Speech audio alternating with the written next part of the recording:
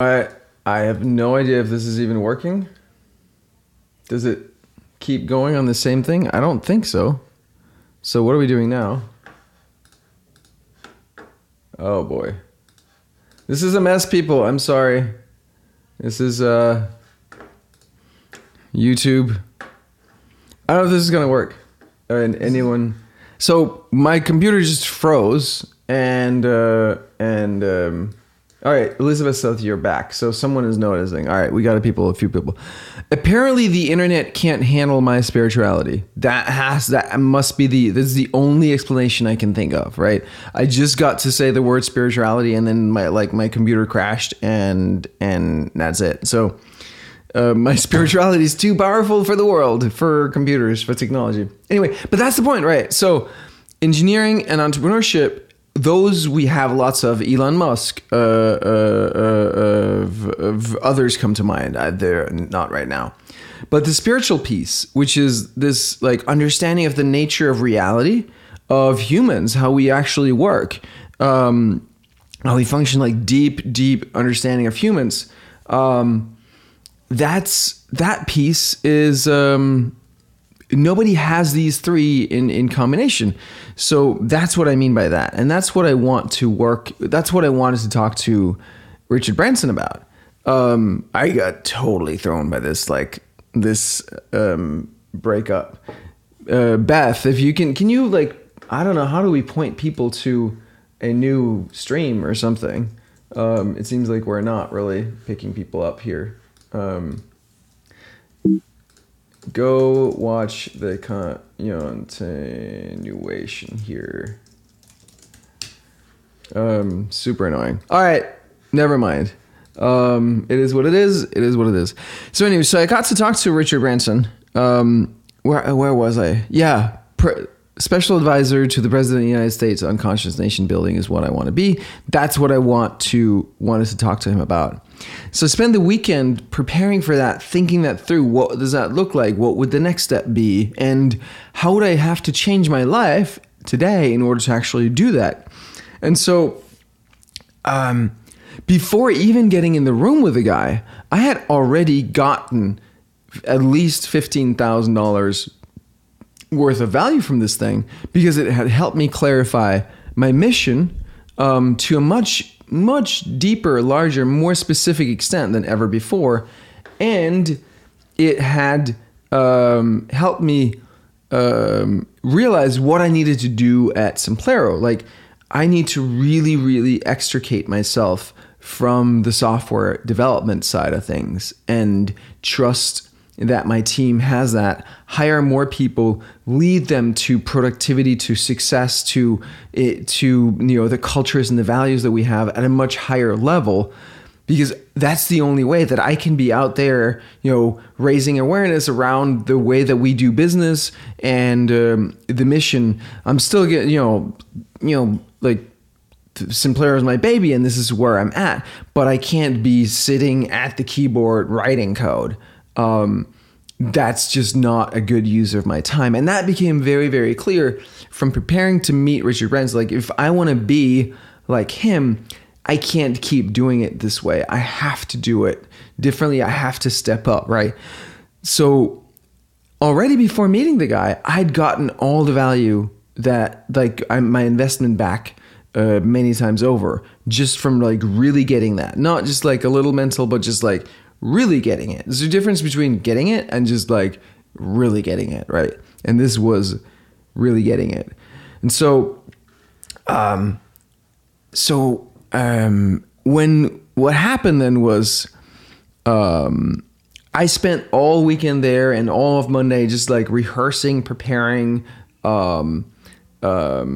just like my spiel. I was told I was going to have 5 to 6 minutes one-on-one with him. And so I was like, all right, here, I'm going to put those 5 to 6 minutes to use, right? To the best possible use.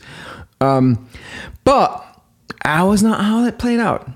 Fun fact too, like, because of that investment, all of a sudden I got put into various groups with other people. And so we got to hang out on someone's private yacht on Sunday afternoon and go for a ride in San Diego Bay. And there's a helicopter doing tours. So we didn't do that, but pretty fun to see and to experience. Like, some family who'd done some like earplugs or mouth, like with these like filters that you put over your mouth, and were like super wealthy, had this yacht and a couple of helicopters, and we got to hang out on it and just be able to like experience what that feels like, that kind of lifestyle. It's always super valuable to do those kinds of things, to like start to immerse yourself in that environment. Dan Kennedy, I believe, used to do tours to rich people's neighborhoods just so you could get a sense of how they live, feel it on for yourself. And that does something for you to move in that direction.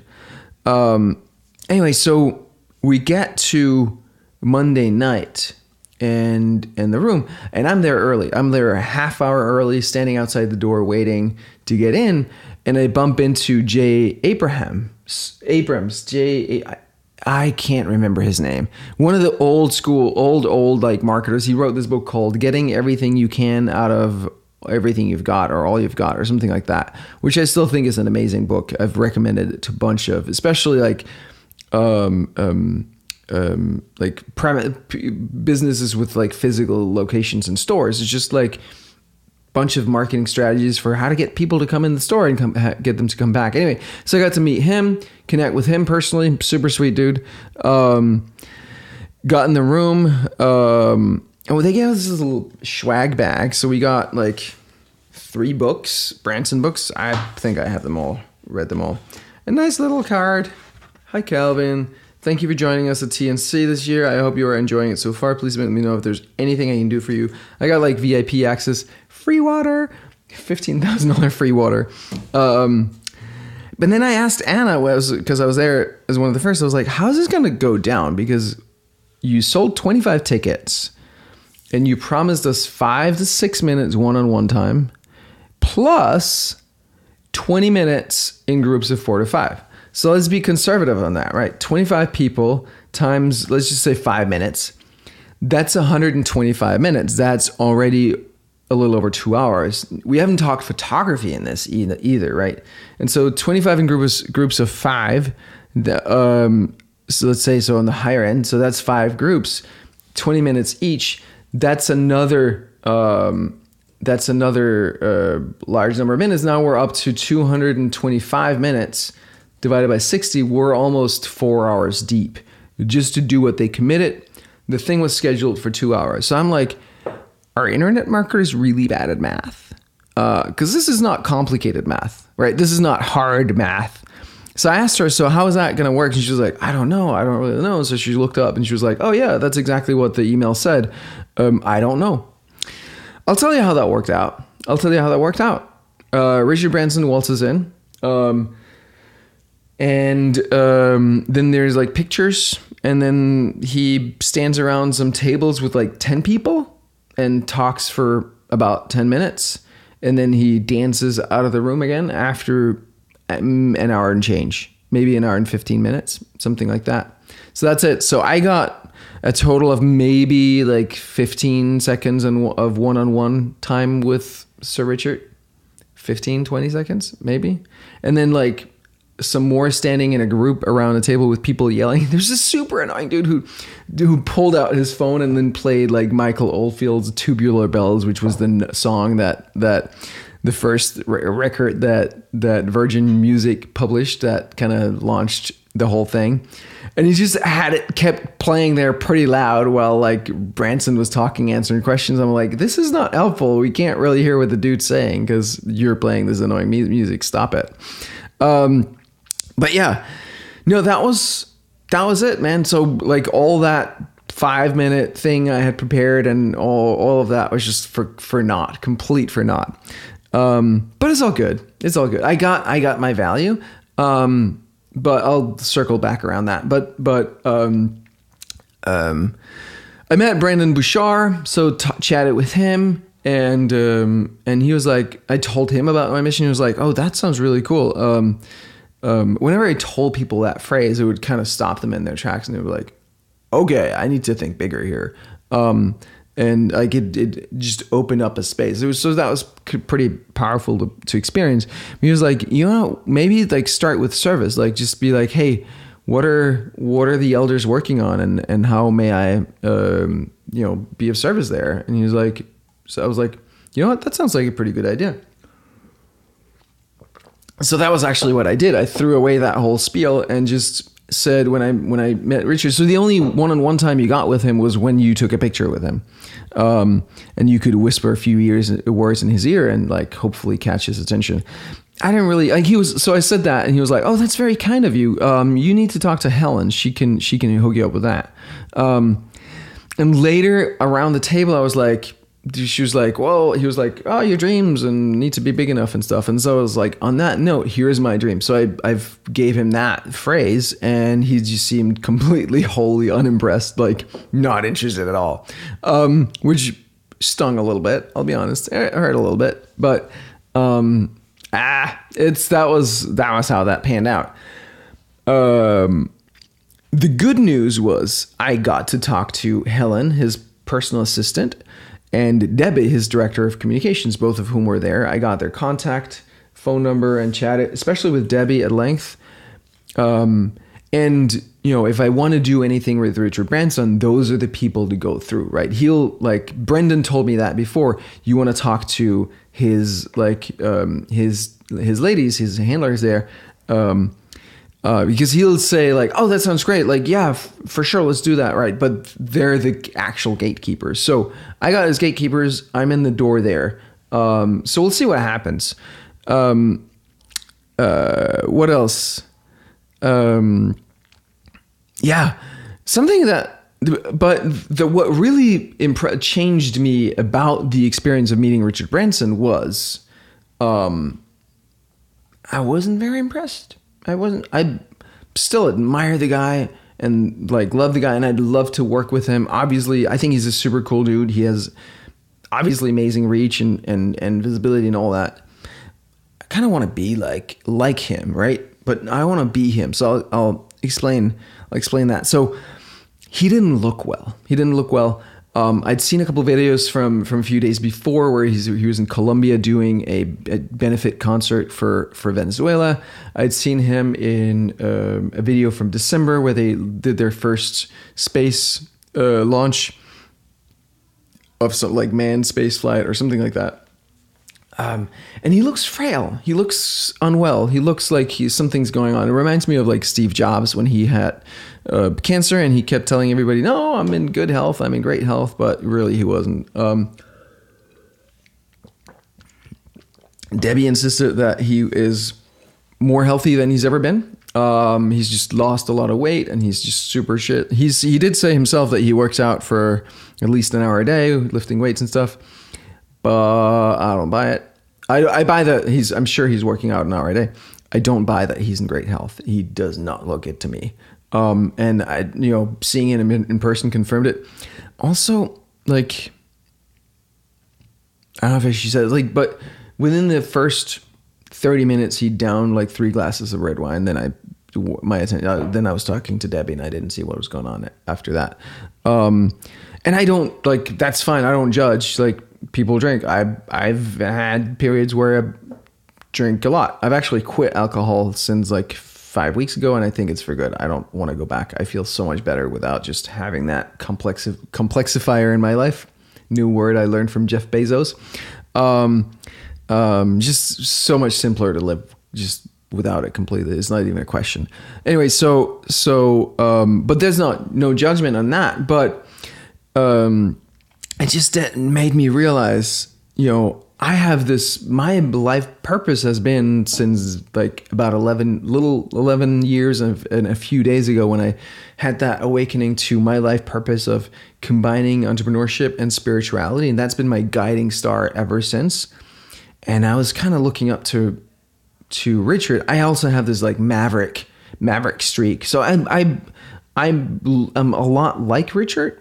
In numerology, we're the same, like we're both a number 9 and all that. But one of the things about the number 9 in numerology is this: you're a very, very spiritual person, but it can be an on-off thing that you can abandon it and suffer for it, or you can include it and thrive that way. And for the first, several decades of my life, I abandoned it. I pushed it out. And it wasn't until 2003 that I started this path that brought it back into my life. And since 2008, it's been the centerpiece, of my life. And it seems to me that he's not brought his spirituality into it. There's an episode, a TV show called Iconoclast. There was an episode with Richard Branson and Desmond Tutu. It's from about 10 years ago.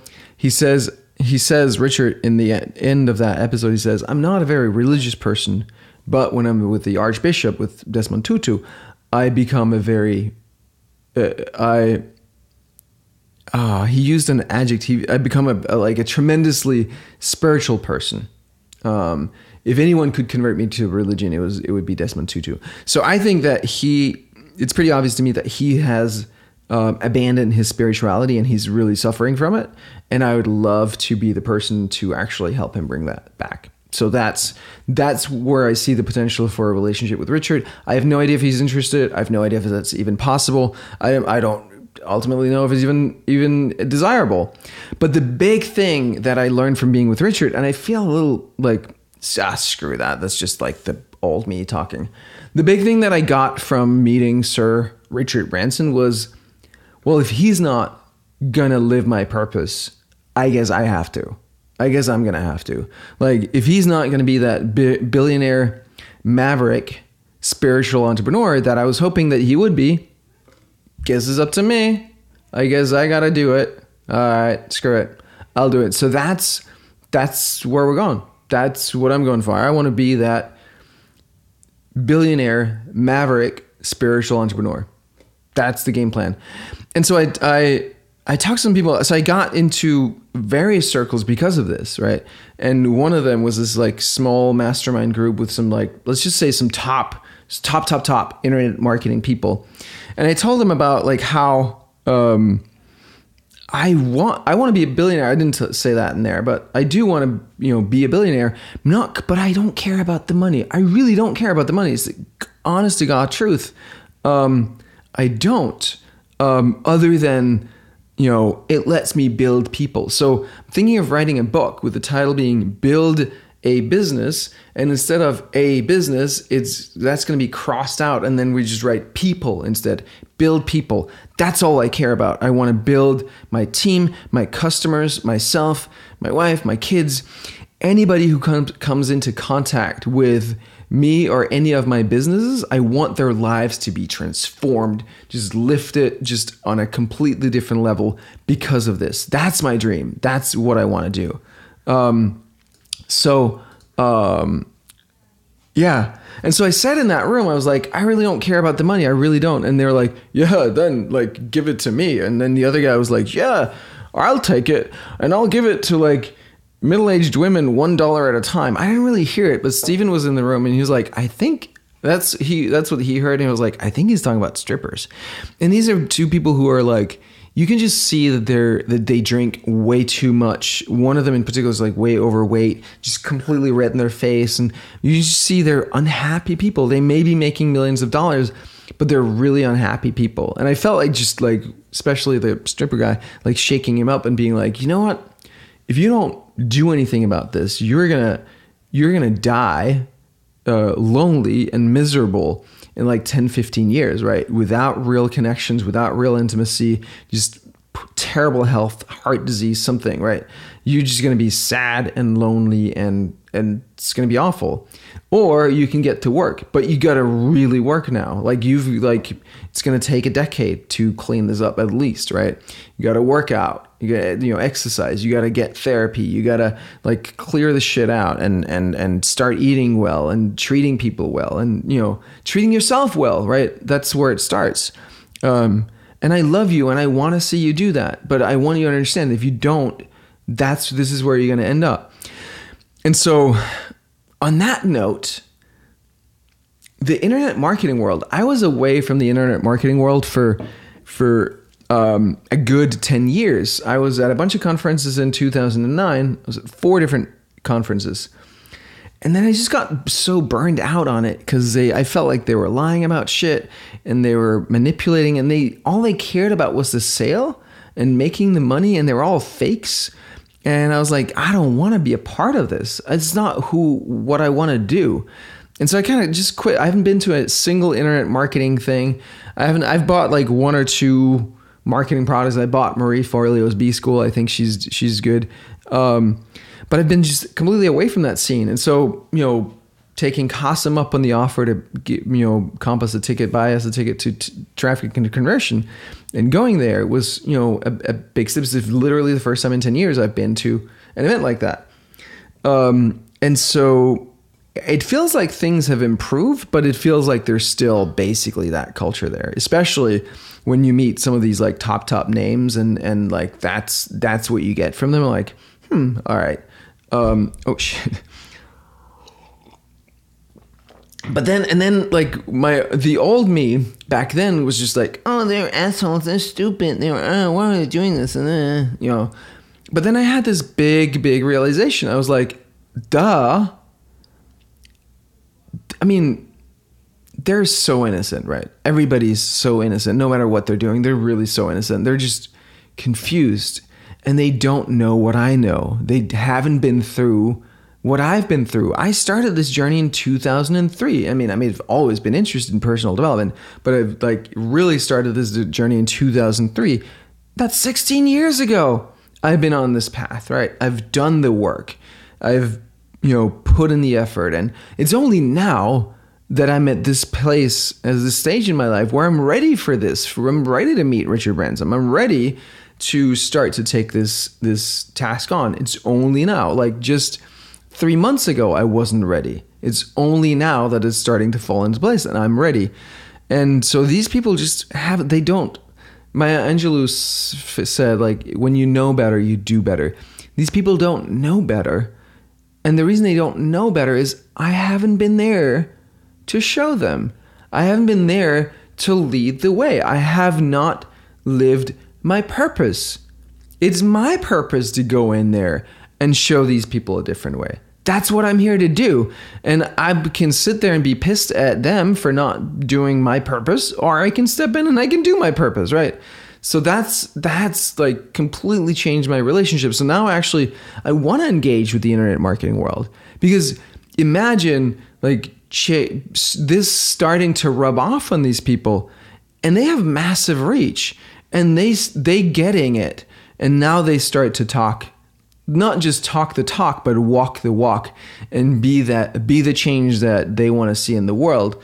Joe Polish, who I also met and chatted with, told a story of like, he was this, marketing, genius, and everybody was loving him, and he did these events and on stage, and whoa, everybody's like, oh, you're a genius and all that. And then like after these events, as soon as it was over, he would hit up like drugs, alcohol, escorts, and just like, just live like just go completely down the drain for like at least 3 days after each of these events, right?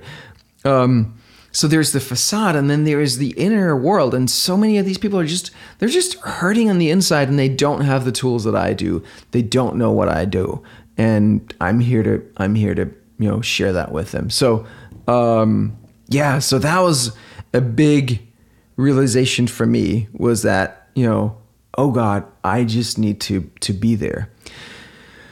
And so really everything else fell into place after that. Like, around that, like I was like, all right, so what I need to do is I need to write a book. I need to get on stage speaking, talking about this, talking about like, forget the money, forget the sales, forget like build your people. I met some people on that boat who are like, yeah, how do you, like, employees suck, and like, how do you motivate them, and how do you keep them like to do, and like, oh, I'm like, it's easy. I have the most loyal, loving, dedicated people ever. Why? Because I'm real with them, and I care, and I'm on purpose, and they feel it, and they like, we had like so many teary-eyed moments together where we're just like, I love you. I really love, like, we say that to each other, and it's not just words. It's just spontaneous, but that's the feeling. And it's like more and more, right? Because I don't see you as like what you perform for me. I see you as you, and I see where you're going better than you do, because that's how that works. We can't see it from the inside, but it's easy for me to see from the outside what's going on and where you need to go. And then I can support you. Nomi's teaching our team members, right? And I'll send Morten, I'm sending him over to work with Bengt, our guy in Denmark. So I'll help each and every one of my teammates on their journey. I want to do the same for all of our customers and people who are not customers, right? I don't care if you pay me money or not. I care that you be you and live your purpose and find that self that's hidden inside. The Todd calls it the hero self, as opposed to the trapped self or I forget. But that's what I want to do for everybody. And I really care, and I don't care about making an extra buck or anything like that. Other than it helps me do this, it helps me do more for more people, and that it's the truth. And it was interesting. These guys who didn't get it, who were just like, "Yeah, give it to me." At first, it hurt. It really stung. But then I realized, oh, that's their reality. They don't get it. Because they're the kinds of people who will say that, but not mean it. So when they're in this room and I say that, they're just like poo-pooing it. Because they can't even think that you could think that way and mean it. Because that's not how they work. And so I don't need to take that personally and feel hurt that they're like responding like that. They're just not there, which is fine. They're where they are. They're doing their thing, right?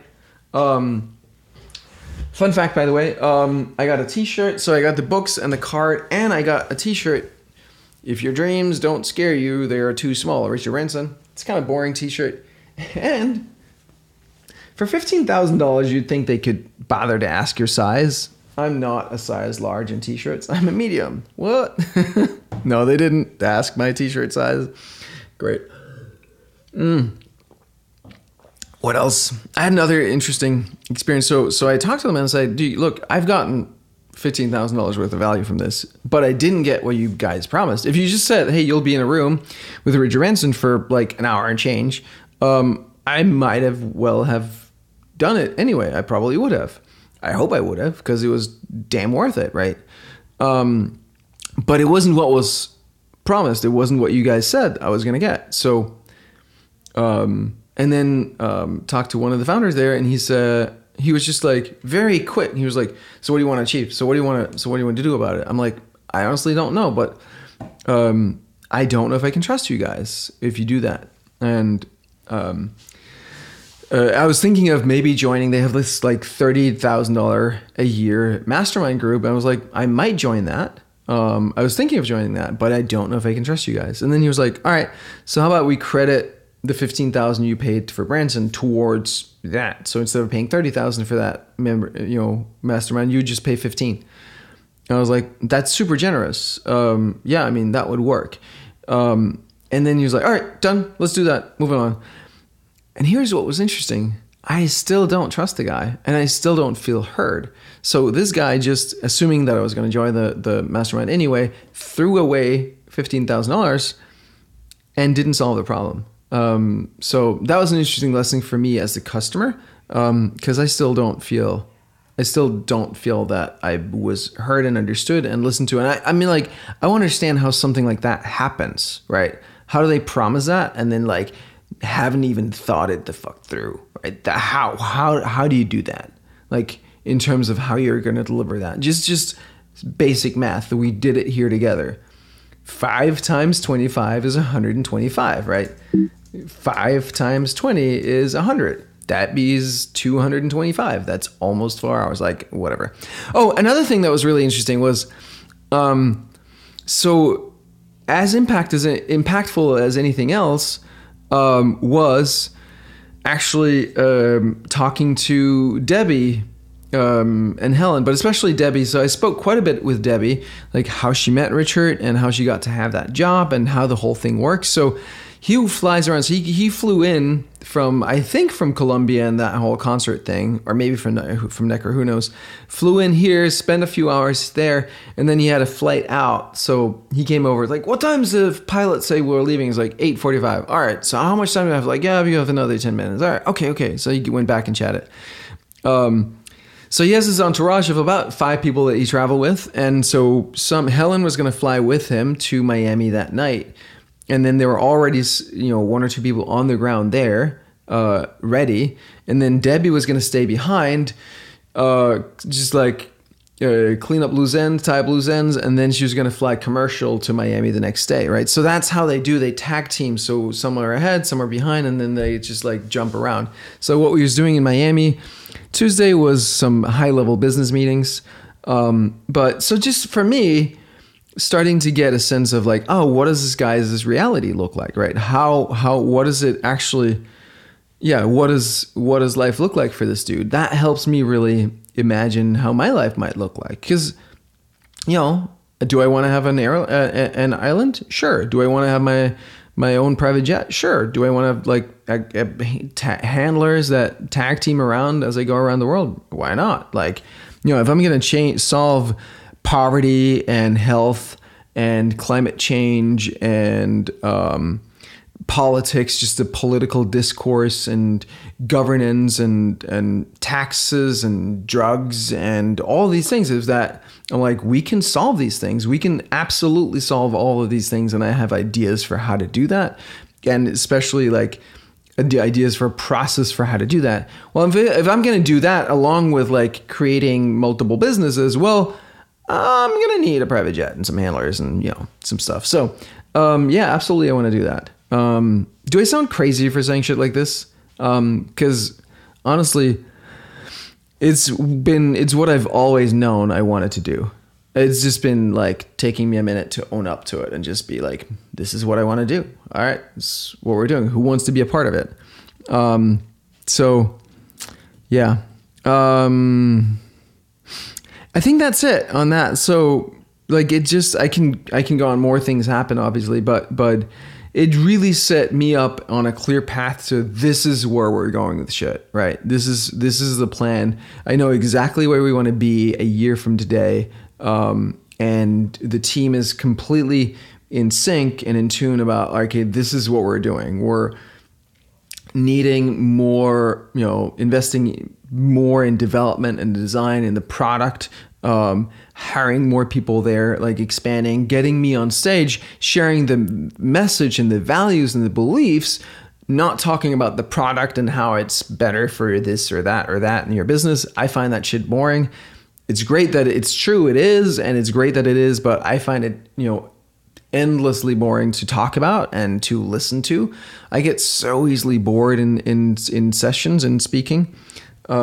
This was the only good speaker. That's interesting. Rachel Hollis, I didn't know this lady. She killed it. I want to give her a keynote. She gave a closing keynote on Tuesday night, on the middle night, and she killed it. She was like, don't do more like strategy and tactics. It's like, it's all about, are you ready? You got to be ready for it, or it's not going to happen. And she also talked about all these people in marketing that fake it. Like, they'll be on that boat that we were on Sunday night and then be like, yeah, I'm hanging out here on my private yacht, blah, blah, blah. I was like, dude, you pay to be on that yacht. Anybody could pay to be on that yacht. It was $575 per person. I treated my team to it.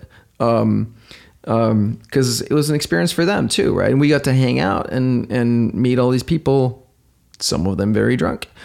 And yeah, you're not living the lifestyle and all that bullshit, right? Screw that shit. So anyway, she was awesome. Oh, what was it? There was some other thought I had that I wanted to share. Richard, yeah.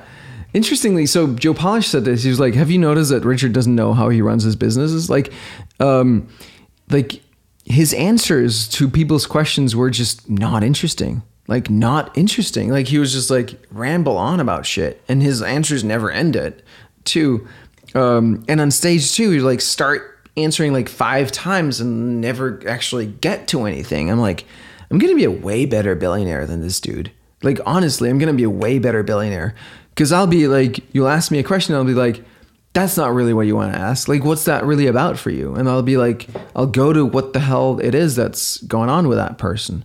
I'll give something that helps people move forward. That's real for people. And I was just like, yeah, oh, well, so yeah, if it's difficult, then you just have to keep going until you find like, and sometimes you have setbacks and then you just get a bit like platitudes, bullshit. Like, again, I love Richard.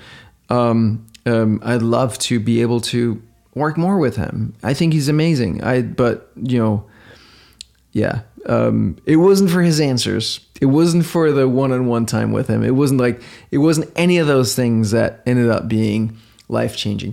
Another thing was actually just putting that money down. I felt like it changed me. I really do. I really felt like just putting the money in, and that was pretty much it. Lloyd, who's been a customer for a long time for us, and that I got to meet in person for the first time, which was awesome. He told me he had a client once who bought a $5,000 coaching program from him, and then like never showed up to any of the coaching, never showed up to any of the sessions. And Lloyd was like, "Hey, what's going on? Like, why are you?" And he was like, "You know what? Just paying that money and was all I needed. Like, that was what I needed to get to the next level. Just being the kind of person who would spend that kind of money on myself. That was all I needed." And you know what? That shit's real. That shit. I mean, I'm not, honest to God, I was surprised because I haven't felt it that way before. I haven't felt it that way before. Spending $15,000, not on a coaching program, but on something as frivolous as getting to meet Richard Branson, just because it's on my bucket list and I'd love to meet him. And I've been a fan for decades, but not because there's an ROI and a business strategy and like, here's how I'm going to monetize it. You know what I also forgot? I forgot to take a picture with the guy. I didn't take a picture with Richard Branson. I didn't. I have 0 pictures of me and Richard Branson together. Well, presumably I'll get one because there's a photographer there. She took a picture. I haven't seen it. I have no idea if I have closed eyes or just like look like a complete dork, which I usually do on these pictures. So I don't know. I don't have a picture to show for it. I have no proof that I met the man. I guess I could Photoshop some proof, but no, I don't have any proof. No, but actually literally just like putting $15,000 down for that, I feel like that changed me. That just got me into a different gear, a different zone, right? Like, yeah, all right. And that's the amazing thing is like you move out of the consciousness that you're at and just into that different level. And all of a sudden, jing, jing, jing, jing, jing, things started to fall into place. And I strongly believe it's that like the universe is telling you what to do and you just need to say yes, right? Like, I just need to say yes, and then all these things could fall into place. If I had not said yes to that thing, none of that would have happened. We'd have had a like fine conference and like what not, but none of this would have happened. Like now I met these people. I met several people at that reception, right? And because you're in the room of people who paid 15 grand, like all of a sudden you just walk up and you talk to Brendan Bouchard and like he's just like super friendly and it's easy and you just walk up and talk to Joe Polish. But not even them. Those were not the ones that made the biggest impact. I talked to some other people who were like, "Oh, let me connect with you." And they were the exact people that I needed to be connected with. Like, duh, right?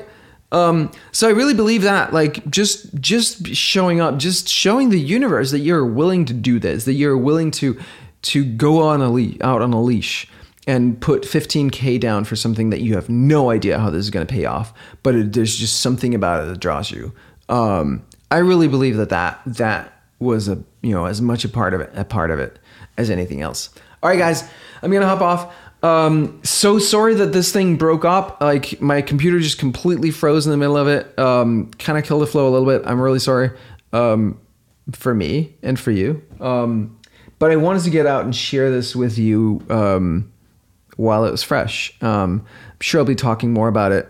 Again, there's other things that happened and the whole week just kept like that. One thing after another. We ended up, all back in Encinitas together, the team and I, yesterday. Beautiful weather and the beach, and Encinitas is where my spiritual journey started because that's where my first spiritual teacher lived. And while I was in Copenhagen, we'd be on the phone every week, and all of a sudden I was back in Encinitas because of some Lloyd and like meeting and just like perfect booking, and the whole thing was just like out of this, like super amazing. So excited about the year ahead. We're going to be investing so heavily in Simplero, and I think you're all going to see it. You're all going to feel the energy around it. It's just, there's so much excitement. There's so much passion. There's so much amazing shit happening here. So I'm really excited to have you all be part of this journey that we're on together. It's really, it just feels so right. And the time is now, right? Started this journey 16 years ago. I wasn't ready for this until like this exact moment. And I love the beauty of that, right? I had these dreams for so long. I just wasn't ready. And now is the time. So thank you for watching.